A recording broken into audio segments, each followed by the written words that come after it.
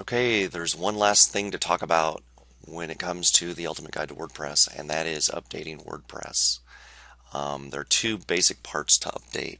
One is the core WordPress, and that consists of files and database, as well as updating plugins and themes. So let's hit core WordPress first. Let's go take a look at our dashboard.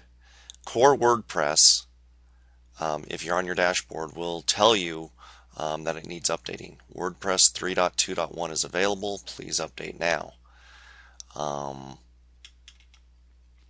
What you'll want to do is either click on Please Update Now, or you could go to Updates like this and do it all in one screen. So let's do one word of caution. Always use your backup method to back up your entire WordPress site before you do one of these updates of any kind, whether it's a core update to WordPress or an update to a plugin or a theme. I'm not kidding, things go wrong. So let's assume I did that, and then we need to update automatically. And it does its thing. It's pretty quick.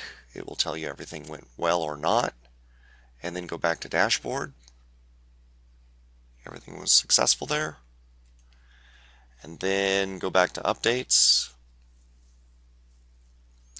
and you can see that my Akismet comment spam plugin is out of date.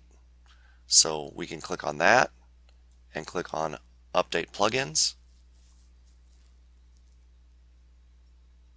and it's done.